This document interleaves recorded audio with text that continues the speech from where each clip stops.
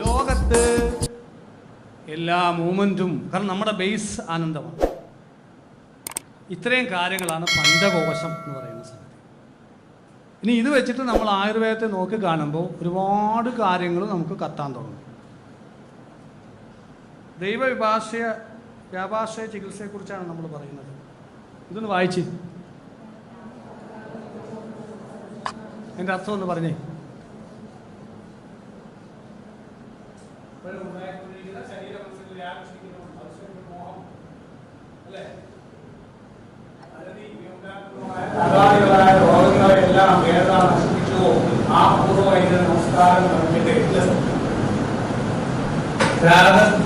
അല്ലെങ്കിൽ മനസ്സിൽ നിന്നാണ് അസുഖം ഉണ്ടാകുന്നതെന്ന് മനസ്സിലായോ?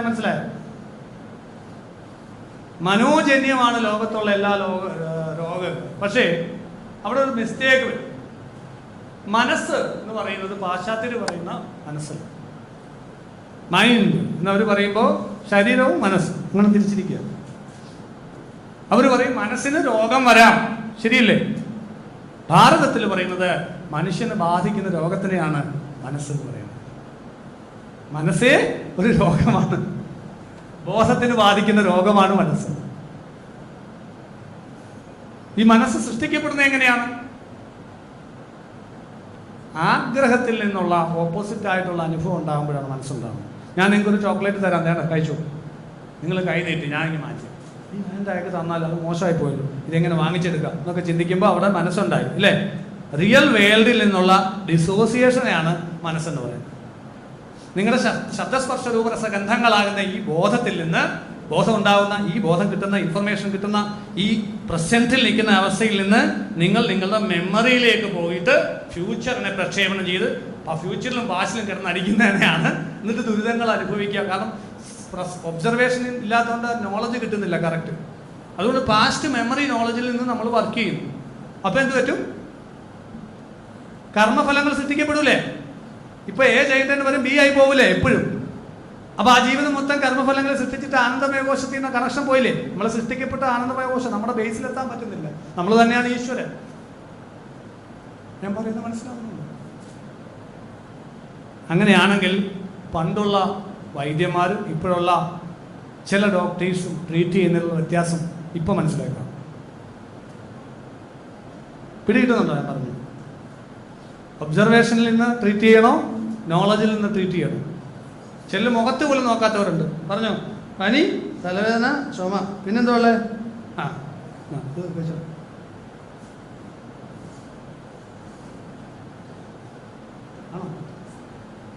ആണോ? എന്തുകൊണ്ടാണ് അവിടെ ഇൻഫർമേഷൻ കിട്ടുന്നത്? Past memory. ഒരാളുടെ കൂട്ടാണോ ഒരാൾ? അല്ല, എല്ലാവർക്കും ഒരു ഗുളിക പറ്റത്തില്ല. അപ്പം ഇൻഫർമേഷനെ അസിസ്റ്റ് ചെയ്യാൻ മാത്രമേ ഉപയോഗിക്കാവൂ. എന്തിന്? ഇന്ദ്രിയങ്ങൾ. അപ്പോൾ മനസ്സ് എന്ന് പറയുന്നത്, സൈക്കോളജി എന്ന് പറയുമ്പോൾ ഇന്ത്യയിൽ വ്യത്യാസമുണ്ട്. ഈ പഞ്ചകോശങ്ങളെയാണ് സൈക്കോളജി പറയുന്നത്. അതായത് അന്നമയം കഴിഞ്ഞിട്ടുള്ള എല്ലാത്തിനും ചേർത്താണ് പാശ്ചാത്യന് സൈക്കോളജി എന്ന് പറയുന്നത്. പക്ഷെ അവിടെ ഇത്രയും ഡിവിഷനുണ്ട്: മനോമയം, പ്രാണമയം, വിജ്ഞാനമയം, ആനന്ദമയം എന്ന് പറഞ്ഞ് 4 ഏരിയ പിന്നെ കിടക്കും. വളരെ വാസ്റ്റായിട്ടുണ്ട്. അപ്പം മനോജന്യം എന്ന് പറയുമ്പോൾ അത് മനസ്സല്ലേ എന്ന് പറയാവോ? എഴുതി വെച്ചേക്കുന്നതിന് ഇത്രയും ഡെപ്താണോ ഉള്ളത്? ആണോ? ഇത്ര ഏരിയ അവിടെ കിടക്കുകയാണ് എക്സ്പ്ലോർ ചെയ്യാൻ വേണ്ടിയിട്ട്.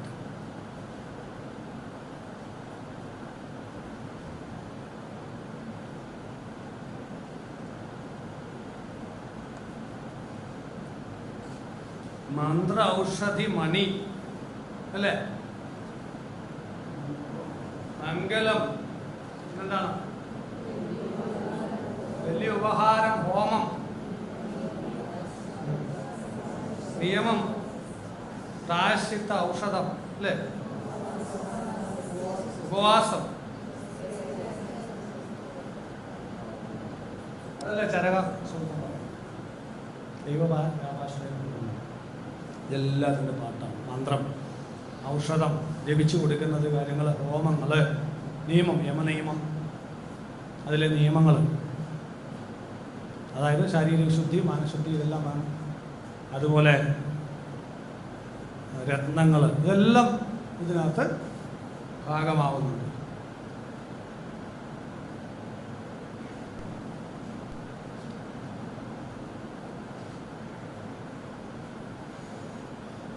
ഒരുപാട് സ്റ്റഡി ഇതിനെ സംബന്ധിച്ച് നടക്കുന്നുണ്ട്.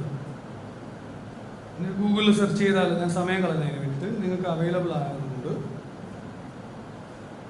അപ്പോൾ ഇത് നെഗറ്റീവായിട്ടുള്ള അപ്പം ഞാൻ മുമ്പേ പറഞ്ഞു വന്ന പോയിന്റിലേക്ക് വരാം. ഈ കുട്ടിക്ക് എന്തായിരുന്നു അസുഖം? എന്തിലാ? ഏത് മനോമയത്തിലാണോ, പ്രാണമയത്തിലാണോ, അന്നമയത്തിലാണോ, ഏതിലാണ് ഈ അസുഖം ബാധിച്ചേക്കുന്നത്? തമാശ പറയുമ്പോൾ ദേഷ്യം വരിക. എവിടെയാ ബാധിച്ചേക്കുന്നേ? പറഞ്ഞോളൂ, തെറ്റൊന്നുമില്ല. കറക്റ്റ്, പ്രത്യക്ഷത്തിൽ മനസ്സാണ്. അത് ബേസ് ചെയ്താണ് അയാൾക്ക് ട്രീറ്റ്മെന്റ് കൊടുത്തതെല്ലാം. ഗുളിക വരെ കൊടുത്തു, സൈക്കാട്രിസ്റ്റിനെ കണ്ട് ഗുളിക കൊടുത്തു. പക്ഷെ വന്നപ്പം ഞാൻ അവനോട് രഹസ്യമായിട്ട് വിളിച്ചു ചോദിച്ചു. നമ്മുടെ സൈക്കോളജി PGയിൽ നമ്മൾ ഇന്റേൺഷിപ്പിന് ഡോക്ടർ ഒരു പറഞ്ഞു തന്നിട്ടുള്ളത്, നിങ്ങൾ ആദ്യം മെന്റൽ ഇഷ്യൂ നോക്കുന്നതിന് മുമ്പ് ഫിസിക്കൽ എക്സാം നടത്തണം, എന്നിട്ട് അതിനകത്ത് കുഴപ്പമില്ലെങ്കിൽ മാത്രമേ മെന്റലിലേക്ക് പോകാം. അപ്പം അങ്ങനെ ഫിസിക്കൽ എക്സാമിന് വേണ്ടിയിട്ട് ഞാൻ അവനെ വിളിച്ചിട്ട്, ചിലപ്പോൾ നമ്മൾ ഈ പേനയുടെ ഗ്യാപ്പൊക്കെ ഇങ്ങനെ അറിയാതെ താഴോട്ടിടും, തിരിഞ്ഞു നോക്കുന്നുണ്ടോന്നൊക്കെ അറിയാം, ചെവിക്കൊക്കെ വല്ല കുഴപ്പമുണ്ടോയെന്ന് അറിയാനൊക്കെ. അപ്പം ഇവനെ, പക്ഷെ എനിക്ക് തോന്നി ഇത് എന്തോ ഒരു എന്താണെന്ന് മനസ്സിലായില്ല. അപ്പോൾ അവനോടൊന്ന് ചോദിക്കണം എന്ന് തോന്നി, ആ തോന്നൽ വന്നു. അതുകൊണ്ട് അവനെ വിളിച്ച് അവനെ കംഫർട്ടാക്കി, നല്ല രീതിയിൽ റാപ്പോ ബിൽഡ് ചെയ്തു. MSc എടുക്കുന്നത്. എന്നിട്ട് അവനോട് ചോദിച്ചു, മോനെ നിന്നോട് ചേട്ടനോട് പറഞ്ഞു കുഴപ്പമൊന്നുമില്ല, എന്താ നിൻ്റെ പ്രശ്നം എന്ന് പറഞ്ഞു. ഞാൻ ആരോടും പറയത്തൊന്നുമില്ല എന്നൊക്കെ പറഞ്ഞപ്പോൾ അവന് മൂത്രം ഒഴിക്കുന്നിടത്തൊരു വേദനയുണ്ട്, അതാണ് വിഷയം. അവന് കൂട്ടുകാരോട് പറഞ്ഞപ്പോൾ അവന് കളിയാക്കി. അച്ഛനോട് എന്താ സഹോദരനോട് പറഞ്ഞപ്പോൾ അതിലും കൂടുതൽ കളിയാക്കി. അപ്പോൾ വീട്ടിൽ പറയാനൊരു പേടിയായിട്ട് വെച്ചോണ്ട് കിടക്കുക. അപ്പോൾ അവന് ആളൊരു ദേഷ്യം ഉള്ളിലുണ്ട്. അപ്പം അങ്ങനെ വരുമ്പോൾ ഇവനോട് എന്തെങ്കിലുമൊക്കെ തമാശ പറയുമ്പോൾ ദേഷ്യം കൂടുകയോ പറയും, ഈ വേദന വെച്ചിട്ട് ചെയ്യുമ്പോൾ. അപ്പോൾ അത് ആരാണ്ട് അടുത്ത് ഒരു ഇൻസിഡൻറ്റ് ഉണ്ടായപ്പോൾ അതങ്ങ് പെരുപ്പിച്ചതാണ്. എപ്പോഴും അങ്ങനെ തമാശ പറയുമ്പോൾ ദേഷ്യപ്പെടുന്നില്ല, പക്ഷെ ഒരു ഇൻസിഡൻറ്റ്, 1-2 ഇൻസിഡൻറ്റ് വന്നപ്പോൾ അതങ്ങ് പെരുപ്പിച്ച് പറഞ്ഞു. അങ്ങനെ ഇത് മൊത്തത്തിൽ മിസ്ഗൈഡായി കുളമായി കുഴഞ്ഞിരിക്കുക. അങ്ങനെ വന്ന കേസാണ്. അത് അതിന് ട്രീറ്റ്മെൻറ്റ് കൊടുത്തത് അത് മാറി. അപ്പോൾ അത് ഏത് സ്ഥലത്താണ് കിടന്നത്? അന്നമയത്തിൽ. നമ്മളെന്താ വിചാരിച്ചത് ആദ്യം? മനോമയമാണ്. അപ്പം ശരിക്കും പറഞ്ഞാൽ അന്നമയത്തിലുള്ള ഇതുപോലെ ഈ സംഭവം കൃത്യമായി എവിടെയാണെന്ന് കണ്ടുപിടിക്കുന്നതാണ് നല്ലൊരു ട്രീറ്റ്മെൻറ്റിന് നമ്മളെ ഹെൽപ്ഫുള്ളാക്കും. മനോമയത്തിലുള്ള വിഷയങ്ങൾ കൊണ്ട് അന്നമയത്തിൽ അസുഖം വരാം. സ്കിന്നൊക്കെ കറുത്തു പോവാം, ബാധകൾ വന്നാൽ കറുത്തു പോവാം. ആ ബാധകളെ പ്രാണമയ കോശത്തിൽ ബാധിക്കുന്ന വൈബ്രേഷണൽ ഫീൽഡുകളെയാണ് ബാധകൾ എന്ന് പറയുന്നത്. അതെന്താണെന്ന് ജസ്റ്റ് ഒന്ന് സൂചിപ്പിക്കാം. നമ്മുടെ ഈ എനർജി വേൾഡിൽ ഹാർട്ടിന് മേപ്പോട്ട് നല്ല ദേവതകൾ, ഹാർട്ടിന് മേപ്പോട്ട് താപ്പോട്ട് ചീത്ത ദേവതകളുണ്ട്. അപ്പോൾ അതനുസരിച്ചിട്ട് പ്രേതബാധകൾ, ആഭിചാരങ്ങൾ, ഇങ്ങനെയൊക്കെയുള്ള നെഗറ്റീവ് വൈബ്രേഷണൽ ഫീൽഡുകൾ നമ്മുടെ ബ്രെയിൻ ന്യൂറോ ട്രാൻസ്മിറ്റേഴ്സിനെ ഹൈജാക്ക് ചെയ്തിട്ട് ന്യൂറോഫിൻ, അഡ്രിനാലിൻ പോലുള്ള നെഗറ്റീവ് കെമിക്കലിനെ കണ്ടിന്യൂസ് സെക്രേറ്റ് ചെയ്യുമ്പോൾ അവരുടെ മെമ്മറിയിൽ നിന്ന് നെഗറ്റീവ് ഓർമ്മ മാത്രമേ വരത്തുള്ളൂ. പോസിറ്റീവായിട്ടുള്ളത് വരുമ്പോൾ, പോസിറ്റീവ് ദേവതകൾ വരുമ്പോൾ പോസിറ്റീവ് ഡോപ്പോമിൻ പോലുള്ളത് വരികയും നല്ല ഓർമ്മകൾ വരികയും ചെയ്യും. ഇപ്പോൾ കോൺഫിഡൻസ് എടുക്കും, റിസ്ക് എടുക്കാനുള്ള കോൺഫിഡൻസ് ഉണ്ടാവും, വിജയിക്കും. നല്ല വിജയിച്ച കാര്യങ്ങൾ ഓർമ്മ വരും. വഴക്കിടുമ്പോൾ കണ്ടില്ലേ ഭാര്യ ഭർത്താവും തമ്മിൽ, നീ അന്ന് അങ്ങനെ പറഞ്ഞില്ലേ, ഇന്നാളി ഇങ്ങനെ പറഞ്ഞില്ലേ, അന്ന് ആദ്യം കണ്ടപ്പോഴേ. കാരണം ഇതെല്ലാം ഇന്നലെ വരെ ഡോപ്പോമിനായിരുന്നു. ശരിയാ, മനസ്സിലാവുന്നുണ്ടോ? 2 സൈഡുണ്ട്, പക്ഷെ അത് കാണത്തില്ല. ചിലർ പറയും എൻ്റെ മാതാപിതാക്കളാണ് എൻ്റെ ജീവിതത്തിലെ ഏറ്റവും വലിയ ദുരന്തം. പിന്നെ ഇവനെങ്ങനെ ഇത്രയും വളർന്നു? ഞാൻ പറയുന്നത് പിടികിട്ടുന്നുണ്ടല്ലോ. ഇനി നമ്മൾ കുറച്ചൊരു വീഡിയോസ് ജസ്റ്റ് ഒന്ന് പ്ലേ ചെയ്യാം.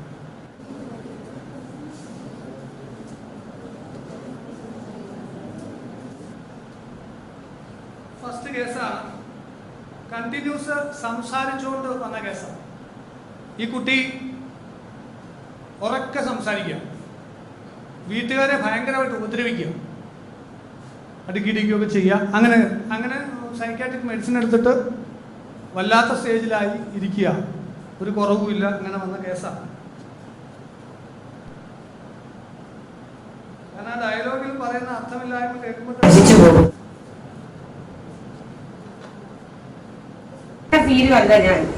ഞാൻ ചോട്ടാബീന്റെ ആളാണ്. എനിക്ക് ഇത്ര ഇനി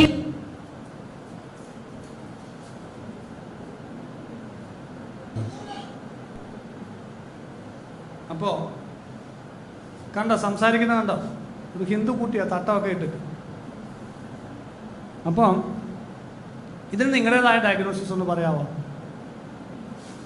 ശ്രദ്ധിക്കുക, നോർമലി ഇതിനകത്തുള്ളത് പലതും മനോജന്യമല്ല. ചിലപ്പോൾ ഇത് ഞാൻ സൈക്കോളജിസ്റ്റ് ആയതുകൊണ്ട് എനിക്ക് വന്ന കേസാണ്. അതുകൊണ്ട് നമ്മൾ ഈ ഇതിനെക്കുറിച്ചൊക്കെ പറഞ്ഞത് കൊണ്ട് ഇത് സൈക്കോളജിക്കൽ ഇഷ്യൂ ആണ് എന്ന് എടുക്കരുത്. ഹലോ, ഞാൻ പറയുന്നത് മനസ്സിലാവുന്നുണ്ടോ? ദൈവഭാഷ ചികിത്സ എന്ന് പറഞ്ഞാൽ it is not mental treatment. Hello, എല്ലാത്തിലും ആ ട്രീറ്റ്മെൻറ്റ് ഉണ്ട്, അതിനകത്തിൽ റോളുണ്ട്. അപ്പം നിങ്ങളുടേതായ ഒരു ഡയഗ്നോസിസ് ഒന്ന് പറയാമോ?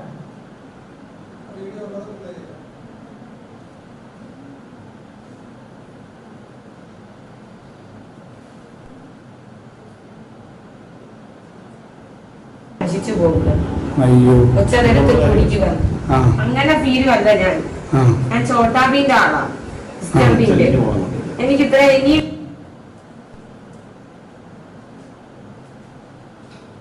അമ്മയച്ഛനും വിഷമിച്ചു വന്നിരിക്കുക. ഈ കുട്ടിയെ കൊണ്ട് എല്ലാം കഴിഞ്ഞു. എന്തെങ്കിലുമൊക്കെ ഒരു ഡയഗ്നോസ് പറയാമോ? തെറ്റില്ലെന്ന് ഞാൻ പറഞ്ഞു, എല്ലാം ശരിയാണ്.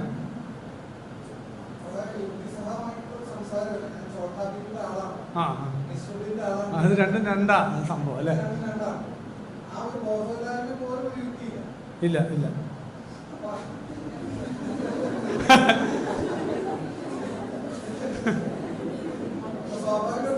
മൈക്കൊന്ന് കൊടുക്കാവോ? മൈക്കൊന്ന്. അപ്പൊ അതൊരു ഷിസോഫ്രീനിയ എന്ന് പറയുന്ന ഒരു കൺസെപ്റ്റിലേക്ക് ഒരു ഫ്ലൈറ്റ് ഓഫ് ഐഡിയാസ് ഇങ്ങനെ വന്നുകൊണ്ടിരിക്കുകയാണ്. ആ ഐഡിയകളെ ഇങ്ങനെ പറഞ്ഞുകൊണ്ടിരിക്കും. അപ്പൊ അതിന്റെ കൂട്ടത്തിൽ ഹാലൂസിനേഷൻ ഉണ്ടോ എന്ന് എനിക്കറിയില്ല, ഇലൂഷൻ ഉണ്ടോ അതൊന്നും. കണ്ടുന്ന ഒരു ചിന്തകൾ ഇങ്ങനെ വന്നുകൊണ്ടിരിക്കുന്നു, അത് എക്സ്പ്രസ് ചെയ്യുന്നു. ഷിസോഫ്രീനിയക്കുള്ള ട്രീറ്റ്മെന്റ് ഒരു ഉന്മാദം, പ്രത്യേകിച്ച് ഒരു അഗ്രസീവ്നെസ് കാണുന്നതുകൊണ്ട് ഒരു പൈത്തിക ഉന്മാദം എന്നുള്ള രീതിയിൽ ട്രീറ്റ് ചെയ്താൽ ഇത് ശരിയാവും തോന്നുന്നു. Thank you sir. വേറെ ആർക്കെങ്കിലും എന്തെങ്കിലും അഭിപ്രായം ഉണ്ടോ? ഹലോ, ഹലോ എന്ന് പറയുമ്പോൾ ഹായ് എന്ന് പറയാം. Hello hello hello hello hello hello hello hello hello hello. ആ, അപ്പോൾ ഇനിയും പറഞ്ഞാട്ടെ എന്തെങ്കിലും അഭിപ്രായങ്ങൾ?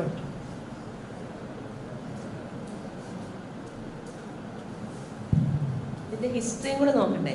ആ, അതായത് വേറെ എന്തെങ്കിലും പർപ്പസ്ഫുള്ളി ഇങ്ങനെ ക്രിയേറ്റ് ചെയ്യുന്നതാണോ, വേറെ ഏതെങ്കിലും ഒരു ഇഷ്യൂന്ന് ഡൈവേർട്ട് ചെയ്യാനായിട്ട് ഇങ്ങനെ ഒരു ഇതുണ്ടാക്കുന്നതാണോ?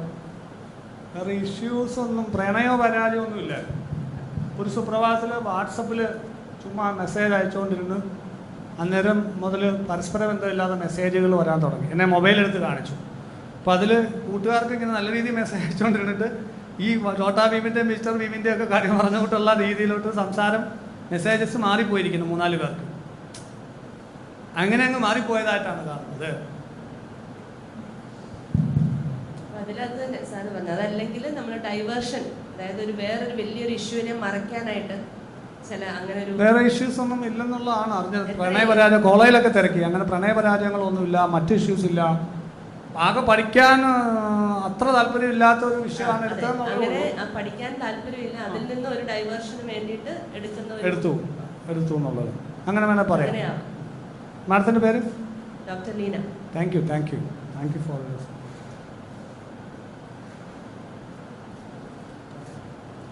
ഇത് ഓർത്ത് വെച്ചേക്കോ, അടുത്ത കേസ്.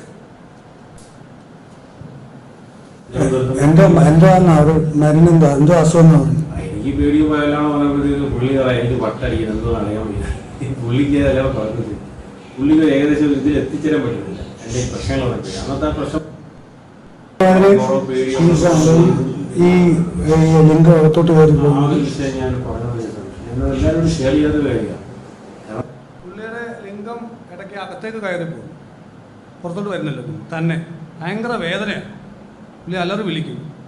ഇടയ്ക്കിടയ്ക്ക് സംഭവിക്കുന്ന ഒരു വിഷയമാണ്. ഇതാണ് പുള്ളിയുടെ അസുഖം. ആരും വിശ്വസിക്കുന്നില്ല. ഇല്ല.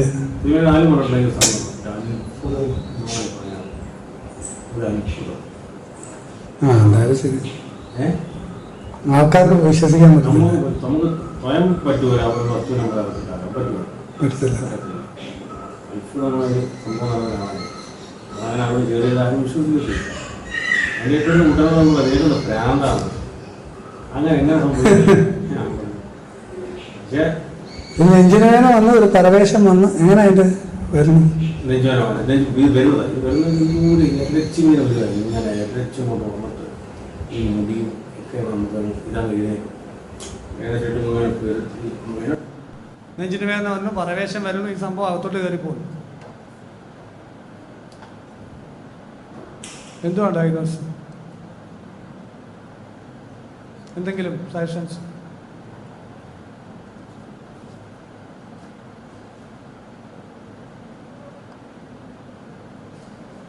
ഇങ്ങനെയൊക്കെയല്ലേ ആളുകൾ നമ്മുടെ മുന്നിൽ വന്ന് വരുന്നത്. ഇന്നതാണ് എൻ്റെ അസുഖം എന്ന് പറഞ്ഞ് വരൂലല്ലോ. വരുമോ? അപ്പം എന്തെങ്കിലുമൊക്കെ ഒരു സജഷൻസ് പറയാം. തെറ്റൊന്നും ഇല്ല ഇവിടെ. ഞാൻ പറഞ്ഞില്ല, നിങ്ങളുടെ അഭിപ്രായങ്ങൾ നിങ്ങൾക്ക് പറയാം. ആയുർവേദം എങ്ങനെ ഇതിനെ നോക്കിക്കാണും?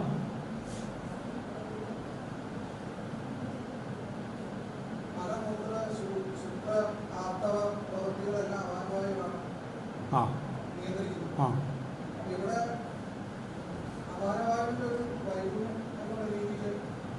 Very good, very good, very good. തീർച്ചയായിട്ടും അത് തന്നെ. ഓക്കെ ഓക്കെ കൊടുക്കാം.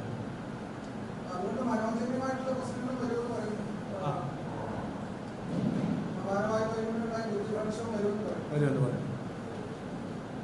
Thank you sir.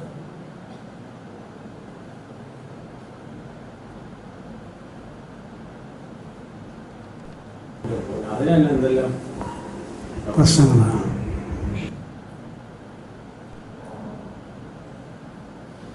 അടുത്ത കേസ് 31 വയസ്സുള്ള ലേഡി റിപ്പോർട്ടഡ് വിത്ത് സിംഗിൾ വിവാഹം കഴിഞ്ഞിട്ട് ഡൈവോഴ്സാണ്. കംപ്ലയിൻസ് ഓട്ടോമാറ്റിക് ബോഡി മൂവ്മെൻറ്റ്, കൈയൊക്കെ ഇടയ്ക്ക് ഇങ്ങനെയൊക്കെ പോയി ഇടയ്ക്ക്. പിന്നെ തലവേദന, tension, depression, tiredness, irritable bowl syndrome ഒക്കെയാണ് ഈ കുട്ടിയുടെ ലക്ഷണം. അതിനെ എങ്ങനെ നോക്കി കാണാം? പറഞ്ഞോ, നിങ്ങളൊക്കെ എന്തെങ്കിലും ഒരു അഭിപ്രായം പറ. എങ്ങനെയുണ്ട് മൊത്തത്തിൽ? ഉണ്ട്. അത് ഞാൻ ഇത് കഴിഞ്ഞിട്ട് ഞാൻ ഇത് ചെയ്യും. ഇത് ജസ്റ്റ് ഒന്ന് ഒരു 5-6 കേസോടെ ഇങ്ങനെ നമുക്ക് പോയിട്ട് ഇതിൻ്റെ വീഡിയോസ്. അപ്പം അതൊന്ന് ചിന്തിക്കാൻ, ഇങ്ങനെ ഒന്ന് ചിന്തിക്കാൻ വേണ്ടിയിട്ടാണ്. അപ്പം അതിനെ എങ്ങനെ ഡയഗ്നോസ് ചെയ്യും? ഇത്രയും പ്രശ്നങ്ങളായിട്ടാണ് വരുന്നതിരിക്കുക നിങ്ങളുടെ മുന്നിലേക്ക്. നിങ്ങളെങ്ങനെയായിരിക്കും അത് നോക്കിക്കാണുക?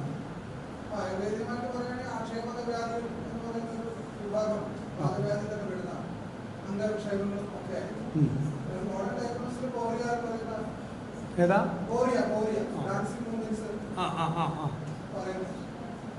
അതിനെന്താ ട്രീറ്റ്മെന്റ്?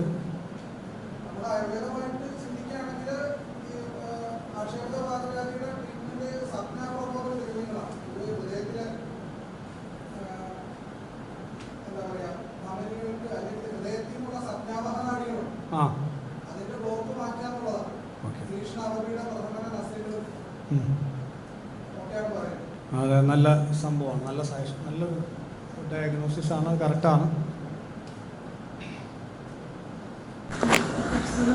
റിലാക്സേഷൻ ഉണ്ടോ?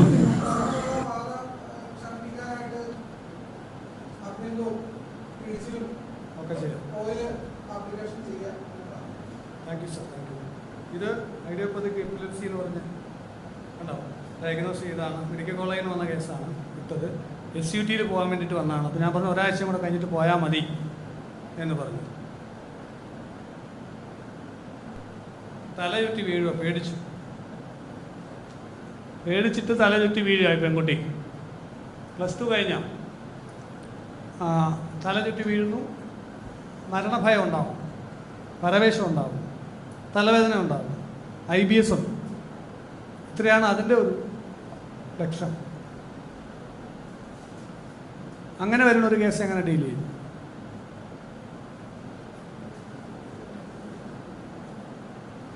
ഞാൻ പറഞ്ഞല്ലോ, ഇത് ഒരു വഴി മാത്രമല്ല, എത്ര വഴിയും വേണേലും ഉണ്ട് തിരുവനന്തപുരത്ത് പോകാൻ എന്ന് പറഞ്ഞ കൂട്ടാണ്.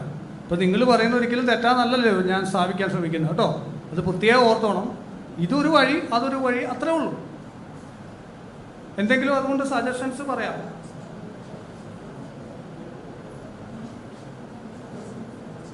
ചർച്ച ചെയ്യാം, കുഴപ്പമില്ല.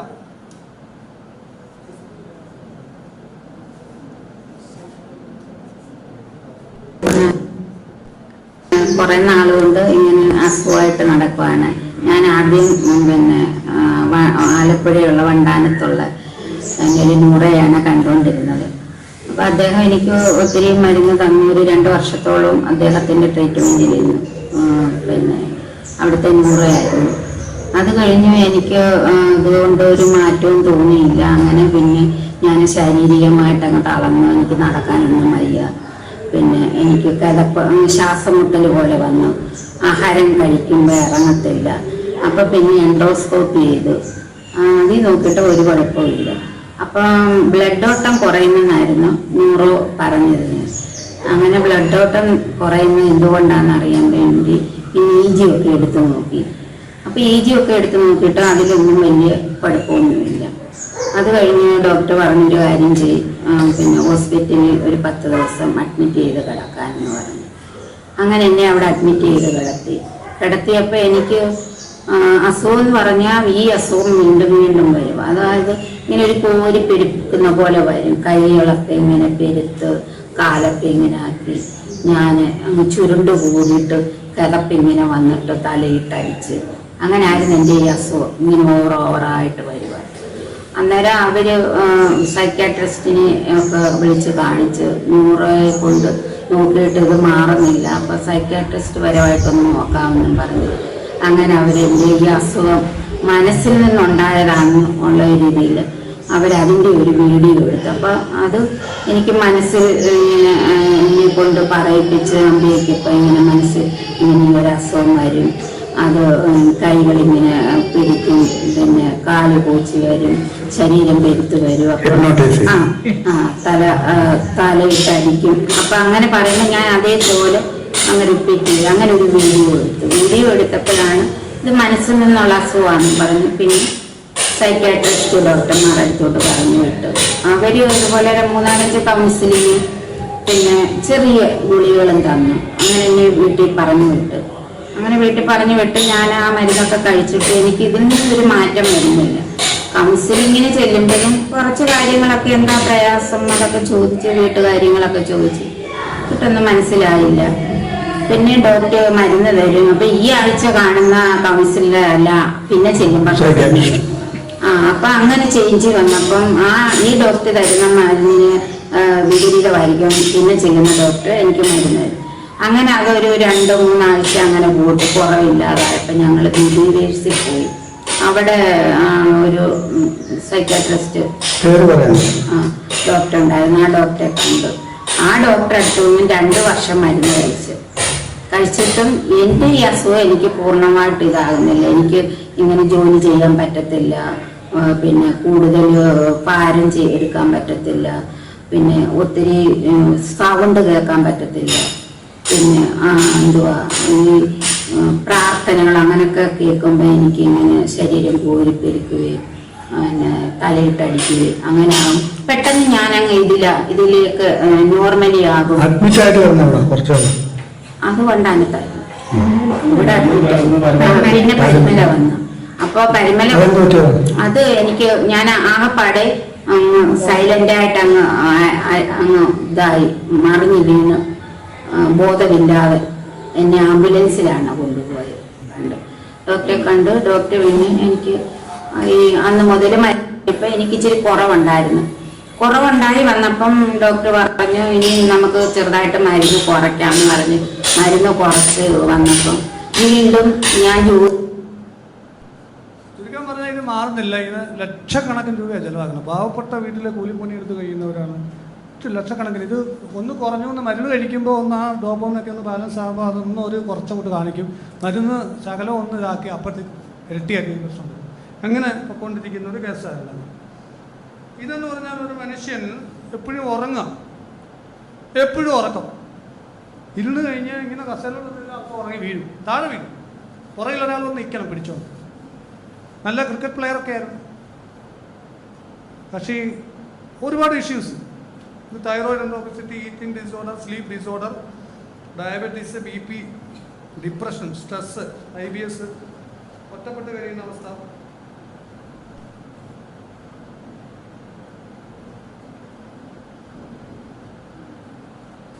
അത് ഇട്ടാട്ടെ. 1 3 നാരായണായ 1 3 നാരായണായ 1 നാരായണ അങ്ങോട്ട് ഇട്ടാട്ടെ. നാരായണ നാരായണ. ഇനി അങ്ങോട്ട് പോയിരുന്നാട്ടെ.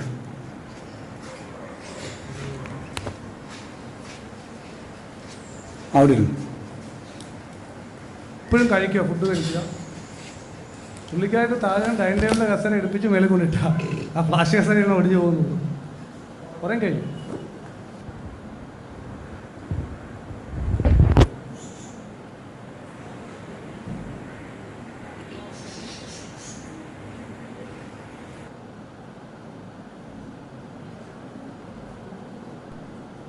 അതെങ്ങനെ ഡയഗ്നോസ് ചെയ്യാം? ഇങ്ങനെ ആയിരിക്കുമല്ലോ നമ്മുടെ മുന്നേ ആൾ വരണത്. അപ്പോൾ അതെങ്ങനെ നോക്കിക്കാണും? നിങ്ങളും കൂടെ എന്തെങ്കിലും അഭിപ്രായമൊക്കെ പറ. സാറിനെ കൊണ്ട് തന്നെ ഇങ്ങനെ പറയിപ്പിച്ചാലോ.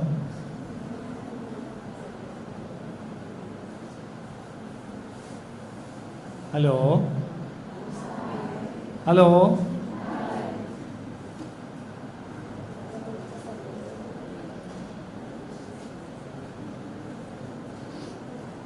അഭിപ്രായമൊന്നുമില്ല. സമയം പോലെ നമ്മുടെ യെസ് താങ്ക് യു. പറഞ്ഞോ ഉറക്കെ പറഞ്ഞോ ടീച്ചർ. ആ മൈക്കൊന്ന് കൊടുത്താട്ടോ, കേൾക്കുന്നില്ല. ഈ അൺഹെൽത്തി ഡയറ്ററി ഹാബിറ്റ്സും ഉണ്ട്. അതായത് ബിരുദ ആഹാരങ്ങൾ അങ്ങനെയൊക്കെ കഴിക്കണം. അല്ല പുള്ളി ആ ശരീരപ്രകൃതി കണ്ടാലും തന്നെ അറിയാം. അല്ലല്ല, അത് ഈ അസുഖം വന്നതിന് ശേഷം, ഈ ഉറക്കം വന്നു തുടങ്ങിയ ശേഷമാണ് ഫുഡ് കഴിക്കാൻ തുടങ്ങി. നിദാനം അത് തന്നെയാവാം. നമുക്കത് കറക്റ്റായിട്ട് കിട്ടും. ഹിസ്റ്ററി എപ്പോഴും പുള്ളി അങ്ങ് ഉറങ്ങി തുടങ്ങുമല്ലോ ഒരു ദിവസം മുതൽ. അതെ, അത് മലിനാഹാര ശീലസ്യ എന്നാണ് നിദാനം തുടങ്ങുന്നത്. അപ്പൊ അതില് മനോവഹ സ്രോതസ്സിനെ അഫക്ട് ചെയ്തിട്ട് ബ്രെയിനിനെ അഫക്ട് ചെയ്ത് അങ്ങനെയാണ് മതമൂർച്ച സന്യാസത്തിന്റെ നിദാനം പറയുന്നത്. അപ്പൊ ഇതില് ഇപ്പൊ എല്ലാവരും മിണ്ടാതിരിക്കുന്നതിന്റെ കാരണം എനിക്ക് നമ്മളൊരു ഹിസ്റ്ററി എടുക്കാണ്ട് നമ്മൾ ഒരിക്കലും ഒരു ഡയഗ്നോസിലേക്ക് എത്തിപ്പെടാൻ പറ്റില്ല. അല്ല, ഹിസ്റ്ററി ഞാൻ പറഞ്ഞുതരാം, എന്താണെന്ന് ചോദിച്ചാൽ മതി. അതായത് ഞാൻ അതിനെക്കുറിച്ച് ആധികാരികമായിട്ട് ചോദിച്ചിട്ടാണ് ഇത് തുടങ്ങുന്നത്.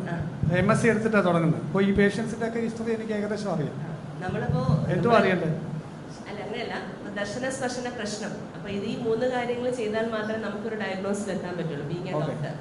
അപ്പൊ നമുക്കൊരു ഏകദേശം ഇന്നതായിരിക്കും എന്ന് പറയാൻ പറ്റും. ഒരു കഫജ ഉന്മാദമെന്നോ അല്ലെങ്കിൽ മതമൂർച്ച സന്യാസം എന്നോ പറയാം. Thank you. അത്രേ ഉദ്ദേശിച്ചുള്ളൂ. ഏകദേശം हेलो सर, मैं 10 डेज विपासना के लिए गया था 27 जनवरी से 7 फरवरी तक।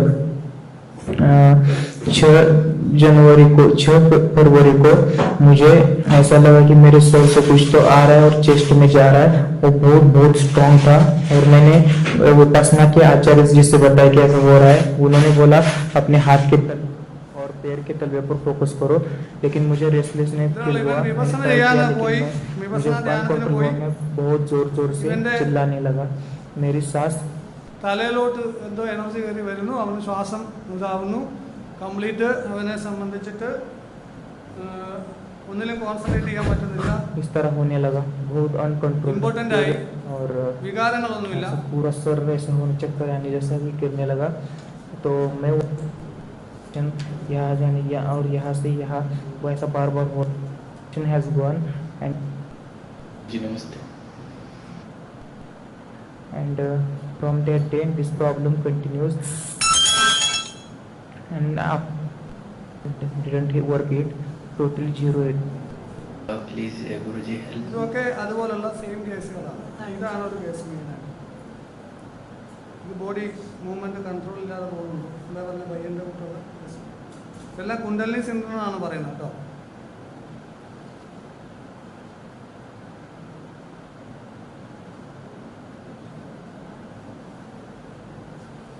ഇതെന്ന് പറഞ്ഞാൽ എന്തൊക്കെയാണ് വിഷയം? വിഷയം ഞങ്ങൾ കണ്ടും കേട്ടിരിക്കാൻ വയ്യാത്ത വിഭവത്തെയാണ് കാണിക്കുന്നത്. എന്താണ് മോളെ? അത് എനിക്ക് കാണിയിൽ എന്തോ ഇങ്ങനെ പോലെ പെരുത്താണ്. കോഴിപ്പെരുക്കാണ്. ഇത് പെരുത്ത് ഇങ്ങനെയാണ്. തലവേദന ഉണ്ടോ? വയറിന് പ്രശ്നമുണ്ടോ? ഷോൾഡർ പെയിൻ ഉണ്ടോ? വേദന കൈകൾ ഇവിടേക്ക് എനിക്കറിയാം, അതാണ് ചോദിച്ചത്. വിരലുകള് അപ്പോഴിങ്ങനെ ഭയങ്കര ഇത് തോട് കഴുത്ത് ബോഡിയുടെ കൺട്രോൾ വിട്ടുപോകും. അങ്ങനെ ഇങ്ങനെ വരുന്ന സമയത്ത് എനിക്കിങ്ങനെ എന്താണെന്ന് അറിയാൻ വയ്യാതെ ഒരു എന്താണോ എന്തോ. എപ്പോഴൊക്കെ ഇത് ട്രിഗറിംഗ് പോയിന്റ്? എപ്പോഴൊക്കെ ഇത് ട്രിഗർ ചെയ്യുന്നത്? അതിന് സമയമൊന്നുമില്ല. എപ്പോഴും കൂടെ ഒരു അരമണിക്കൂറുടെ തുടക്കം എങ്ങനെയായിരുന്നു? ഫസ്റ്റിൽ ആദ്യമായിട്ട് എനിക്ക് സുഖം ഇല്ലായിരുന്നു. അതായത് കാല് കൈ മൊത്തവും വേദനയും ഇതുപോലെ ജോലിയൊന്നും ചെയ്യാൻ പറ്റത്തില്ല. നടുവേദനയായിരുന്നു മെയിൻ ആയിട്ട് ഫസ്റ്റില്. അങ്ങനെ അതിങ്ങനെ ഹോസ്പിറ്റലിൽ പോയി ഓരോ ടെസ്റ്റുകളൊക്കെ നടത്തി വന്നപ്പോ അതിലൊന്നും യാതൊരു പ്രശ്നമില്ല. പിന്നെ മെഡിക്കൽ കോളേജിലായിട്ട് പോയി ഒക്കെ കാണിച്ചിട്ടും ഓരോ ടെസ്റ്റുകൾ തരുന്ന അസുഖമൊന്നും ഇല്ല, നെഗറ്റീവ് ആണെന്നാണ് റിസൾട്ട് കാണിക്കുന്നത്. പീരീഡ്സ് പിന്നെ പിന്നെ സ്റ്റോപ്പ് ആവും അല്ലേ? കംപ്ലീറ്റ്ലി സ്റ്റോപ്പ് ആവും. ഇപ്പൊ 2 മാസം കഴിഞ്ഞു. ഇതുവരെ അബോർഷൻ വല്ലതും ആയിട്ടുണ്ടോ? പീരീഡ്സ് വരുന്നില്ല. മിക്കവാറും ഇങ്ങനെയുള്ള പല കേസുകളിലും പീരീഡ്സ് നിൽക്കുന്നു, ഇറഗുലർ ആവുന്നു, അല്ലെങ്കിൽ ഇല്ല, ഇങ്ങനെയുള്ളത് കാണിക്കാറുണ്ട്. ആയിട്ടുണ്ട്. അതെത്ര നാളെ? അത് ഇതിനെ സംബന്ധിച്ചൊക്കെ ആയിരുന്നെന്നാണ് ഇപ്പൊ ഉള്ള അറിവ്. അത് ഇപ്പൊ 4 വർഷം ആവും. ഇത് എങ്ങനെയാ കയറിയെന്ന് വല്ലതും ഓർമ്മയുണ്ടോ? എങ്ങനെയാണോ ആയെന്നുള്ളത് സ്റ്റാർട്ടിങ് എന്ന് വെച്ചാൽ എനിക്ക് എന്താ കല്യാണം കഴിഞ്ഞ ഒരു 1.5 വർഷം കഴിഞ്ഞപ്പോ എനിക്ക് ആദ്യമായിട്ട് നടുവേദന ഉണ്ടാവും. അതുവരെ എനിക്ക് യാതൊരു പ്രശ്നമില്ലായിരുന്നു. നടുവിന് വേദന അങ്ങനെ തുടങ്ങുന്നത്. അന്ന് ഹോസ്പിറ്റലിൽ പോയി കാണിച്ചപ്പോ അവരൊന്ന് ചെറിയൊരു തേയ്മാനമെന്ന് ഇങ്ങനെ പറഞ്ഞു. അന്ന് ഗുളിക കഴിച്ച് പിന്നെ അതോടെ അതങ്ങ് മാറി. പിന്നെ പ്രശ്നമൊന്നും ഇല്ലായിരുന്നു. നടുവിനൊന്നും പ്രശ്നമില്ല. മോണ പ്രസവിച്ച് വേറെ കുഴപ്പങ്ങളൊന്നുമില്ല. പിന്നെ അവൾക്കൊരു 1.5 വയസ്സ് കഴിഞ്ഞപ്പോഴാണ് പിന്നെയും പിന്നെ നടുവേദന ഇതുപോലെ ഓരോ വശങ്ങൾ. ആദ്യം ഫസ്റ്റ് നടുവേദന അത് ഇങ്ങനെ കൊണ്ട് നടന്ന് പിന്നെ മരുന്നുകൾ കഴിച്ച് നീർക്കെട്ടായിരിക്കും അങ്ങനെ കൊണ്ട് നടന്നു. പിന്നെ ലാസ്റ്റ് ആയപ്പോ നടു പിന്നെ നിൽക്കാൻ ഇരിക്കാൻ പറ്റത്തില്ല, അങ്ങനെയുള്ള വേദനയായി. പിന്നെ ആയിട്ട് 2 കാലുമായി. കാല് രാവിലെ ഉറക്കം വെച്ച് എനിക്ക് എണീച്ച് നടക്കാൻ പറ്റത്തില്ല. അപ്പൊ എല്ലാരും പറഞ്ഞ് വാദത്തിന്റെ ഉണ്ടെങ്കിൽ അങ്ങനെയൊക്കെ വരുമെന്ന്. പിന്നെ അതിലോട്ട് പോയപ്പോ ഇതുപോലെ റിസൾട്ട് ചെറിയൊരു വാദം പോലെ. എന്നാൽ അത് പ്രശ്നമൊന്നും അല്ല, എല്ലാവരുടെ ശരീരത്തിലുള്ളതാന്ന് ഡോക്ടർ പറഞ്ഞു. എങ്കിലും അത് സംബന്ധിച്ചാണ് നമ്മൾ പിന്നെ മെഡിക്കൽ കോളേജിൽ പോണത്. അപ്പോഴന്ന് തൊട്ട് ഇങ്ങനെ ഓരോ ഡോക്ടർ ഇതുപോലെ എന്നും അസുഖം ചോദിക്കും എല്ലാ ആഴ്ചയിലും ചെല്ലുമ്പോ. അപ്പോഴും എനിക്കെന്നാ ചില സമയത്ത് എനിക്ക് പ്രശ്നമില്ലാത്ത പോലെ തോന്നും. അപ്പൊ ഞാൻ അള്ളാഹ് എന്തിനാണ് അത് പോയി ഇത്ര അസുഖമൊക്കെ പറഞ്ഞതെന്ന് ഇങ്ങനെ വിചാരിക്കും. പിന്നെ ഡോക്ടറെ അടുത്ത് ചെന്ന് കഴിയുമ്പോ എനിക്ക് ഭയങ്കര കിടുകൂലും ഭയങ്കര വേദന, എവിടെയാണെന്ന് പറയാൻ പറ്റില്ല. മുഖത്തൊക്കെ തല വിട്ട് തലയിൽ ഇങ്ങനെ തൊടാൻ പോലും ഒക്കൂല, അങ്ങനെ വേദന. മുഖത്തൊക്കെ എന്തെങ്കിലും ലക്ഷണം? ഒരുപോലെ പരിഭ്രാന്തം പോലെ ഡോക്ടർ അടുത്തോട്ട് ചെല്ലും തോറും അങ്ങനെയൊക്കെ ഉള്ള. എന്നിട്ട് അതിന് മൈൻഡിന്റെ ആണോ സൈക്കിൾ? പിന്നെ യോഗ തെറ്റായിട്ട് പരിശീലിച്ചിട്ട് പിന്നെ അതിനോടൊപ്പം അസുഖം വന്നപ്പോ അത് അപ്പം കൂടുതൽ അതിന്റെ അതിനൊക്കെ പ്രശ്നം മനസ്സിന്റെ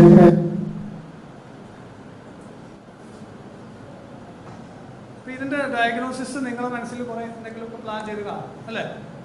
അപ്പൊ അതിന് നമ്മുടെ ഒരു മെത്തേഡിൽ പോയപ്പോ ഉണ്ടായിട്ടുള്ള കാര്യങ്ങളാണ് ഇനി നമ്മൾ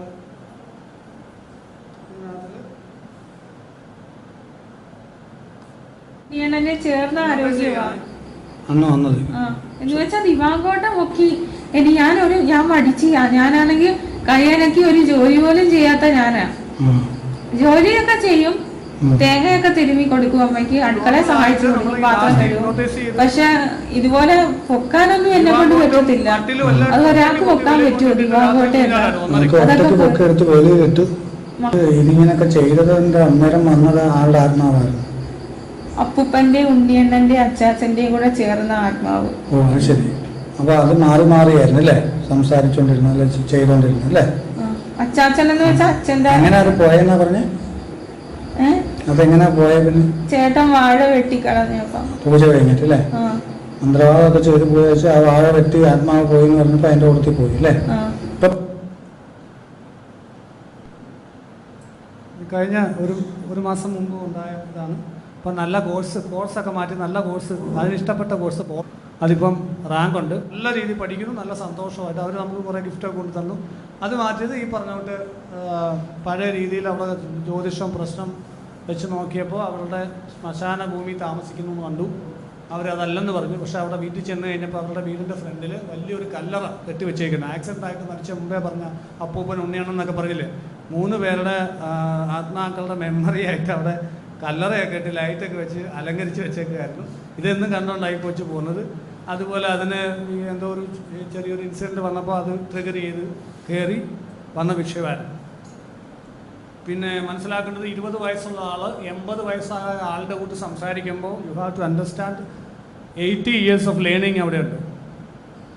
20 വയസ്സുകാരൻ ഒരിക്കലും പറയാൻ സാധ്യതയില്ലാത്ത ലേണിംഗ്, നോളജ് 80 വയസ്സുകാരനായിട്ട് സംസാരിക്കുമ്പോൾ അവിടെ ഉണ്ട്. അതുകൊണ്ട് വെറും തോന്നലെന്ന് പറയാൻ സാധിക്കില്ല. അതൊരു ഗ്രഹമാണ്, പിശാചഗ്രഹം, യക്ഷഗ്രഹം എന്നൊക്കെ ആയുർവേദത്തിൽ പറയുന്നില്ലേ, അങ്ങനത്തെ ഒരു ഗ്രഹം തന്നെയാണ്. ഗ്രഹം എന്ന് പറഞ്ഞാൽ വൈബ്രേഷണൽ ഫീൽഡിൻ്റെ അർത്ഥമുള്ളൂ കേട്ടോ, വേറൊന്നുമില്ല.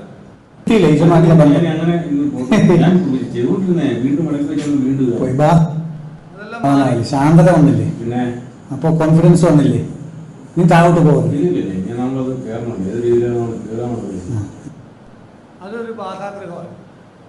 അതൊരു ആഭിചാരമായിട്ട് ബന്ധപ്പെട്ടിട്ടുള്ള ഒരു വൈബ്രേഷണൽ ഫീൽഡ് കയറിയിട്ട് ഉണ്ടാവുന്നതാണ് ഈ ലൈംഗിക അകത്തോട്ട് കയറി പോകുന്ന ഇഷ്യൂ.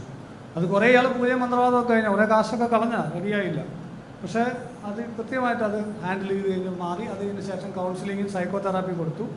അപ്പോൾ അത് പൂർണ്ണമായിട്ടും അയാൾ ഓക്കെ. ഇതെല്ലാം ഈ പറയുന്നതെല്ലാം ഈ ദൈവഭാഷ ചികിത്സയുടെ ആണ്. എല്ലാം പോസിറ്റീവ് ബാധകളൊക്കെ വിട്ടു. അങ്ങനെ മാറ്റിയ ഇഷ്യൂസാണ്. കൗൺസിൽ ചെയ്ത് മാറ്റിയതോ മറ്റ് ട്രീറ്റ്മെൻറ്റുകൾക്ക് റെഫർ ചെയ്ത് മാറ്റിയതോ ഒന്നും ഉൾപ്പെടുത്തിയിട്ടില്ല. അതൊക്കെ ചെയ്യാറുണ്ട് നമ്മൾ. ചിലത് ആയുർവേദത്തിൽ വിടും, ചിലത് അലോപ്പതി വിടും, ചിലത് ഹോമിയോപ്പതി വിടും. നമുക്ക് അത് തോന്നുമ്പോൾ ദേവത പറയുന്ന അനുസരിച്ചിട്ടാണ് ആ ട്രീറ്റ്മെൻറ്റ് നമ്മൾ ഡയറക്റ്റ് ചെയ്യുന്നത്. എല്ലാത്തിലും മാറുന്ന കാര്യങ്ങളുണ്ടല്ലോ, പക്ഷെ എല്ലാത്തിലും മാറാത്തതുമുണ്ട്. തുടർച്ചയായിട്ട് വെള്ളത്തോട്ട് വിടുമ്പോഴല്ലേ അത് മൂവ് ചെയ്യുന്നത്. ഇച്ഛാശക്തി ഒരു വയറ് പോലും ഇല്ലാതെ മൂവ് ചെയ്യുന്നത് എന്റെ ഇഷ്ടത്തില്ല. അപ്പൊ എന്താ ഇത് അവർക്ക് എന്താ കുഴപ്പം? ഒരു ശരിയില്ല, ഒരു ശരിയല്ല. കാസർഗോഡ് ഭാഷ സംസാരിക്കുന്നത്, എറണാകുളം പ്രശ്നം എന്താ അവർക്ക്? ഒരു വലിയ ആൾക്കാരാണ്. എത്ര വർഷമായി? കൊറേ ആയി. ഇവിടെ കല്യാണവും ഞാൻ മുടക്കി. കൊച്ചിലെ കയറിയതാണോ?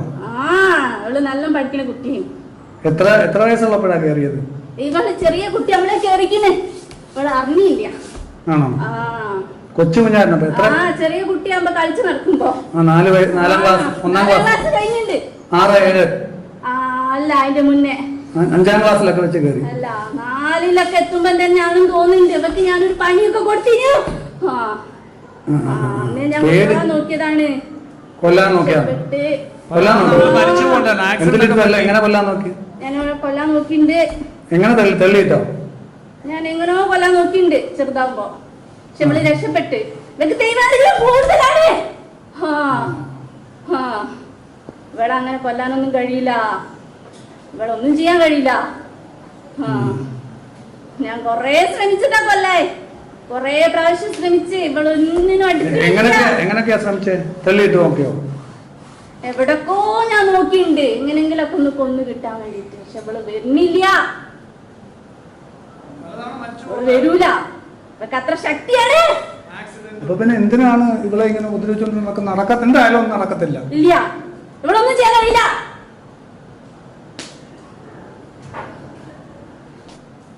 നമ്മളെങ്ങനെയാ മരിച്ചത് അറിയാവോ? അയാള് ദുഷ്ടനാണ്.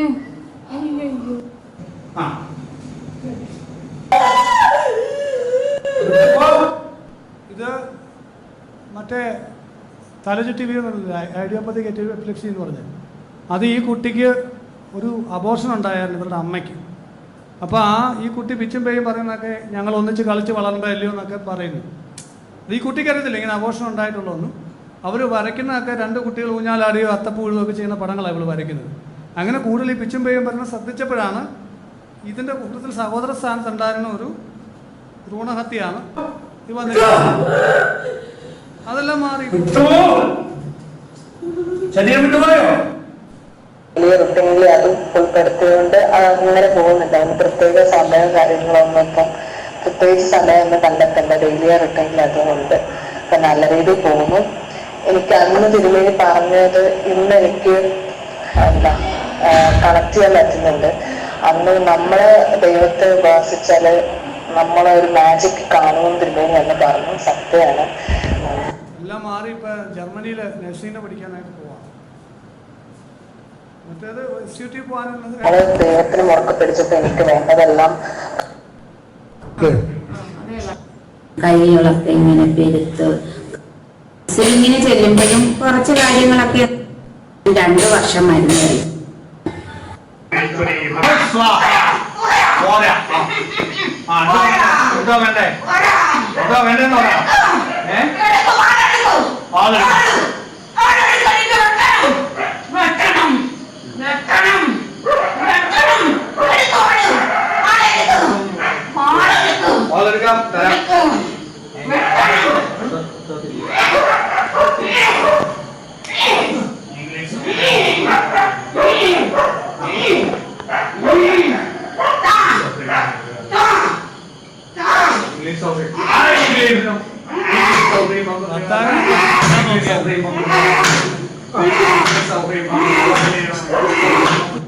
ഉണ്ടായിരുന്നു.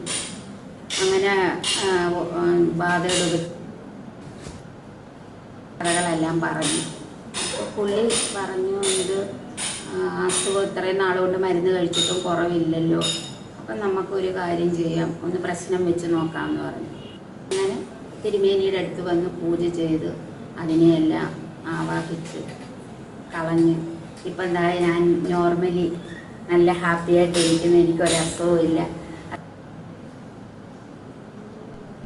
ട്രീറ്റ്മെന്റ്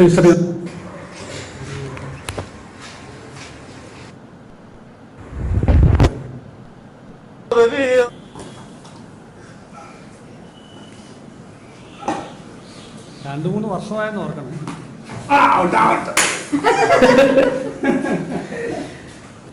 മെഡിക്കൽ കോളേജിലുള്ള ഡോക്ടറാണ്.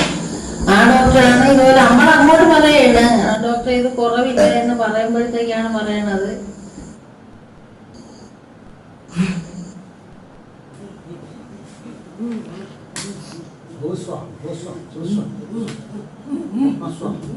പിടിച്ചാണേ കേട്ടോ.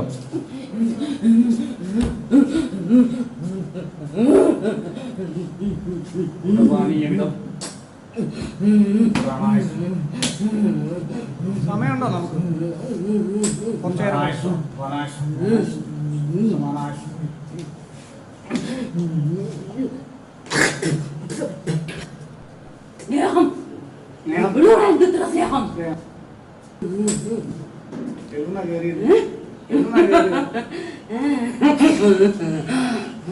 അത് പറയത്തില്ല.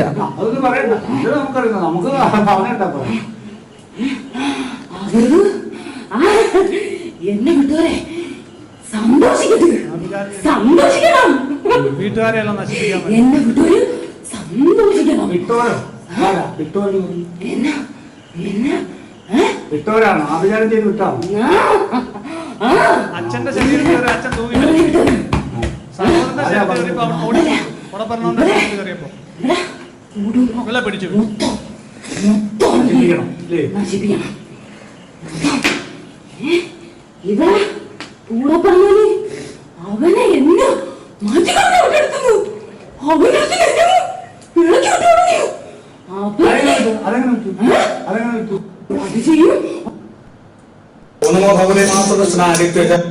ഇതെന്ന് പറഞ്ഞാൽ അപ്പൊ നമ്മൾ എനർജി പരമായിട്ട് ഈ എനർജിയെ ഹോമകുണ്ടത്തിലോട്ട് കണക്ട് ചെയ്തിട്ട് നമ്മൾ ഈ ഹോമിക്കുന്ന സംഭവം അഗ്നിയിലേക്ക് കുത്തി നിർത്തുമ്പോൾ അവരുടെ കാലുകൾ അങ്ങനെയാണ് അത് വിട്ടത്.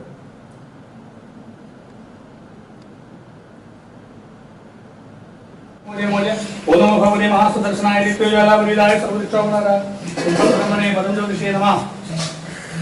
ओम क्लीं कृष्णाय गोविंदाय गोपीजनवल्लभाय पराय वरपुष्टाय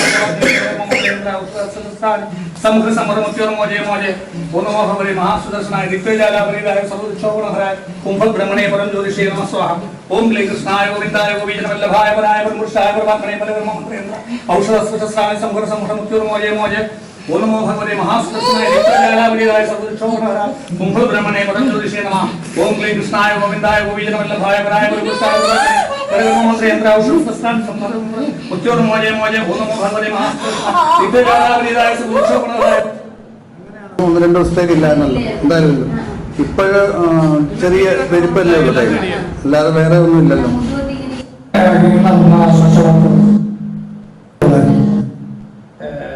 ഇറങ്ങി വന്നിട്ട് സെൻസസ് എനിക്ക് വന്നിട്ട് കൊറേയൊക്കെ പാലം പൊഴിഞ്ഞു പോയെന്ന് എനിക്ക് തോന്നുന്നു. എന്തൊക്കെയോ പോയോ അല്ലേ? പോയ എത്ര വയസ്സുള്ളപ്പോഴാണ് മരിച്ചേ? 5 വയസ്സുള്ളപ്പോഴാണ് മരിച്ചേ. പത്തിരകാലിലിരുന്നു. ഓർമ്മയുണ്ടോ? എത്ര നാളായി മരിച്ചിട്ട്? എത്ര നാളായി മരിച്ചിട്ട്? ഓർമ്മയുണ്ടോ? ഇല്ല. എത്ര വയസ്സുള്ളപ്പോഴാണ് മരിച്ചേ? എത്ര വയസ്സുള്ളപ്പോഴാണ് മരിച്ചേ? 5 വയസ്സുള്ള. അച്ഛനെ കാണണം. മോടെ പേരെന്താ? പേരെന്താ മോടെ? മോടെ പേരെന്താ കുട്ടി? അച്ഛൻ്റെ അടുത്ത് അച്ഛന് മോടെ കൂടെ ഈ ശരീരത്തുണ്ടോ? അല്ലേ, മോടെ കൂടെ ഈ ശരീരത്തുണ്ടോ അച്ഛൻ? പത്തിരകാലിലേക്കും ശ്രീ പരാശക്തി. എനിക്ക് മനസ്സിലായി. പ്രശ്നങ്ങളൊക്കെ നമ്മൾ പ്രാർത്ഥിച്ചിട്ടല്ലേ ഉള്ളൂ. കാര്യങ്ങളൊക്കെ മാറിയല്ലോ, പ്രശ്നമൊന്നുമില്ല, ഓക്കെ ആയല്ലോ, ശരി, ഹാപ്പിയാണല്ലോ. എനിക്കിനി അത് കാണാൻ വയ്യ. ഇതെന്താന്ന് പറഞ്ഞാൽ അച്ഛനെ കൊല്ലാൻ നോക്കിയ മോളാണ്. അതായത് അച്ഛൻ മോളും കൂടെ വന്ന് ഓട്ടോക്കാരനാണ് അച്ഛൻ. എന്താ സംഭവം വെച്ചപ്പോൾ കുഴപ്പമൊന്നുമില്ല, പക്ഷേ ഒരു ദിവസം ഓട്ടോയിൽ പോയപ്പോൾ ഷാളിട്ട് മോള് പുറകിൽ ഒരു പിടുത്തം മരിച്ചു കൊണ്ടായിരുന്നു, പേടിച്ചു പോയി. അപ്പോൾ ഇയാൾ വേറെ കുഴപ്പമൊന്നുമില്ല, ഇടയ്ക്ക് ഇവൾക്ക് പഠിക്കാൻ പറ്റുന്നില്ല, തലവേദന ഉണ്ടെന്നൊരു പ്രശ്നമേ ഉള്ളായിരുന്നു. അയാൾക്ക് പേടിയായിട്ട് പിന്നെ ഈ ഓട്ടോയിൽ പോകുമ്പോൾ പേടിയാണ്. അങ്ങനെ അയാൾ ഇവിടെ കൊണ്ടുവന്ന. അപ്പം ഇവിടെ കൊണ്ടുവന്ന് കഴിഞ്ഞപ്പോഴത്തേക്ക് എനിക്കിങ്ങനെ സംശയം തോന്നി. സ്വാഭാവികമായിട്ടും ഇങ്ങനെ പൂജ വെച്ച് നോക്കി അവായിച്ചപ്പോഴത്തേക്ക് ഇത് പുറത്ത് വന്ന് വേറെ ആളെ. കാരണം ഈ ജീവിത മോക്ഷപതി വേണം. ഇങ്ങനെ ഉപദ്രവിച്ചു നടക്കാൻ പറ്റത്തില്ല. ശരീരങ്ങളെ ഉപദ്രവിച്ചു നടക്കാം. സംഘത്തിലേക്ക് മഹാവിഷ്ണുവിന്റെ സംഘത്തിലേക്ക് അയച്ച് മോക്ഷം തരാം. മോക്ഷം വേണം. ഇപ്പോഴാണെങ്കിൽ മോക്ഷം തരും, ഇല്ലെങ്കിൽ അവസരം കിട്ടത്തില്ല. പൂർണ്ണഹത്യ അത് ചെയ്തതാ. എനിക്കറിയാം. ഒന്നുകൊണ്ട് വല്ല പാപം കൂടെ തന്നെ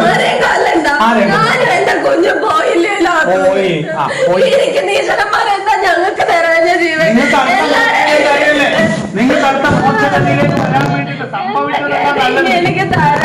ഇങ്ങോട്ട് നോക്ക്. ഇതിങ്ങനെ ആളുകളെ പറയട്ടെ, ആളുകളെ ഉപദ്രവിച്ച് നടക്കുന്നതുകൊണ്ടാണ് മോക്ഷം കിട്ടാത്ത. സത്യത്തില് ഈ ജീവിതം എന്ന് പറഞ്ഞാൽ മഹാവിഷ്ണുവിന്റെ പ്രതിമയില് മോക്ഷത്തിലേക്ക് കുഞ്ഞിനെ മോക്ഷം തരാം. കുഞ്ഞിന്റെ പേരിട്ടായിരുന്നോ? കുഞ്ഞിന് പേരിട്ടായിരുന്നു. അപ്പൊ അതിന് ബാലം എന്താണ്? ഭ്രൂണഹത്യാണ്. ഭ്രൂണഹത്യ അത് ചെയ്തതാ. എനിക്കറിയാം. അവർക്ക് വേറെ കൊടുത്തോളൂ. ഇങ്ങനെ ചെയ്യും. എന്റെ അച്ഛനും അമ്മയെ പോലെ അല്ലേ ഇവര് വളർത്തിക്കൊണ്ട് വന്നത്. ശരിയാണ്. നല്ല മനസ്സിൽ ഈശ്വരൻ അനുഗ്രഹിക്കുക. അതായത് മോക്ഷത്തിലേക്ക് ഞാന് വിളിച്ചിട്ടുള്ളതാ ഇവരെ. എന്നെ എന്റെ കുഞ്ഞിനെയും കൂടെ അല്ലേ കൊന്നത്. ഇവരെ ചെയ്തത് ചതിയല്ലേ? ഇവര് ചതിയല്ലേ ചെയ്തത്? എല്ലാരും മാറിയല്ലോ. എങ്ങനെയുണ്ട് കഥ? കൊള്ളാവോ? ഹലോ, ഇത് പിന്നെ അപ്പം നമ്മൾ ഇതെല്ലാം നല്ലൊരു ശതമാനം മനോമയത്തിലും പ്രാണമയത്തിലുമായിട്ടുള്ള. ചിലതൊന്നും മനോമയ കേസ് റീസൺ ഉണ്ടാവില്ല. ചിലപ്പം നമ്മൾ പറയത്തില്ല, സൈക്കോളജിയിൽ ട്രോമ ഉണ്ടായിട്ട്, ഒരു ആക്സിഡൻറ്റ് ഉണ്ടായിട്ട്, അല്ലെങ്കിൽ എന്തെങ്കിലും ഇൻസിഡൻറ്റ് അതിൻ്റെ പിന്നിൽ ഉണ്ടായിട്ടാണ് വരുന്നതെന്നുള്ള രീതിയിൽ നമ്മൾ പലപ്പോഴും വിലയിരുത്തുന്നത് അല്ലേ. പലതിനും ഒരു ഇൻസിഡൻറ്റും ഉണ്ടായിക്കോണം നിർബന്ധമില്ല. ആയുർവേദത്തിൽ പറയുന്നുണ്ട്. സാറേ ഒന്ന് പറഞ്ഞു കൊടുക്കാം. എന്നെ ചില സ്ഥലങ്ങളിൽ പോയി നിന്നാൽ ബാധകൾ ബാധിക്കും. അത്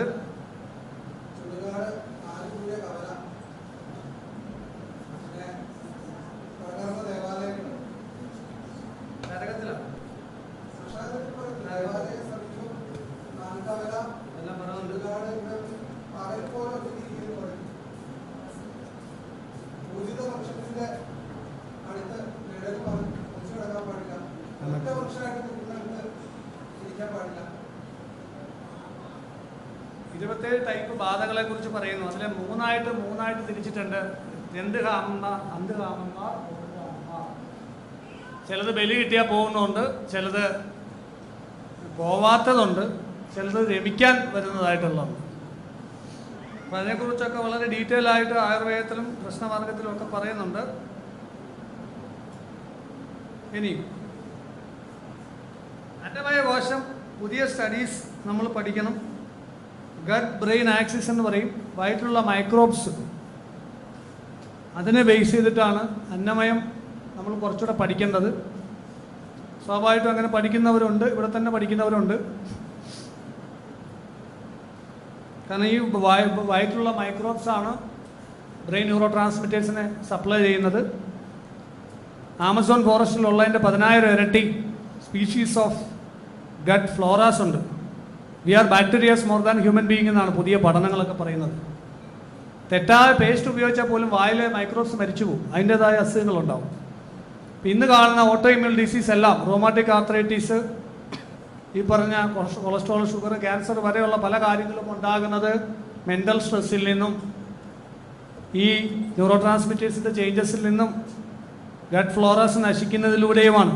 അപ്പം ഇതിൻ്റെയൊക്കെ പിന്നിൽ പ്രാണമയാകോശത്തിലുള്ള ഇങ്ങനെയുള്ള വൈബ്രേഷണൽ ഫീൽഡുകളുടെ പങ്ക് വിസ്മരിക്കാൻ പറ്റൂല. ഇതിനൊന്നും ഫിഗറൊന്നുമില്ല കേട്ടോ. പണ്ട് പറഞ്ഞ് പേടിപ്പിക്കുന്ന കൂട്ട് യക്ഷി, ചോര കുടിക്കുന്ന ദ്രംസ്റ്റയൊക്കെ ഉള്ള വെള്ള സാരി എടുത്ത് വരുന്ന യക്ഷി, ഇതിനങ്ങനെ ഫിഗറൊന്നുമില്ല. പക്ഷേ ഇത് നമ്മളുടെ ബ്രെയിനിലെ ഹൈപ്പോതലാമസ്, ബ്രെയിനിനകത്തിലെ വിഷ്വൽ കോർട്ടക്സിനെ സിമുലേറ്റ് ചെയ്തിട്ട് 4 പേരുണ്ട്, 4 പേർക്ക് ഒരേ പേര് കാണുന്ന കൂട്ടുള്ള എക്സ്പീരിയൻസുകളൊക്കെ ഉണ്ടാവും. പക്ഷെ അടുത്തേക്ക് മറ്റൊരാൾ കണ്ടോണമെന്നില്ല. അപ്പോൾ അവിടെ അങ്ങനെ സാധനമില്ല. ബട്ട് നമ്മൾ സൗണ്ടുകൾ കേൾക്കും, സൗണ്ടിൻ്റെ പോർഷനെ സ്റ്റിമുലേറ്റ് ചെയ്യുന്ന സാധനങ്ങളുണ്ട്. അപ്പോൾ ഈ ബ്രെയിൻ കെമിക്കൽസിനെ സ്വാധീനിച്ചിട്ടാണ് സംഭവിക്കുന്നത്. എല്ലാം നമ്മുടെ ഉള്ളിലാണ് നടക്കുന്നത്. അതുകൊണ്ട് ഇതൊരിക്കലും പ്രാധാന്യം കുറഞ്ഞതല്ല. മനസ്സിലെ തോന്നലല്ലേ എന്ന് പറയും. എല്ലാം തോന്നലല്ലേ, നമ്മൾ ഇതിനെ ജീവിക്കുന്നു എന്ന് തന്നെ ഒരു തോന്നലാണ്. അപ്പോൾ ഇതെല്ലാം എന്തുകൊണ്ട് ഇത് ഉള്ളതാണെന്ന്, ഇത് എങ്ങനെയാണ് ഇത് പ്രവർത്തിക്കുന്നത്, എന്താണ് ഇതിൻ്റെ ഒരു റെലവൻസ് എന്ന് തെളിയിക്കാൻ വേണ്ടിയിട്ടുള്ള 1-2 കാര്യങ്ങൾ, എക്സസൈസ് നമ്മളിപ്പോൾ ഒന്ന് ചെയ്യാൻ പോവാണ്. Are you ready?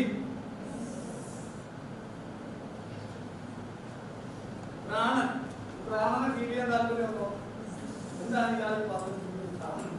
ലൈറ്റ് ഇടാം.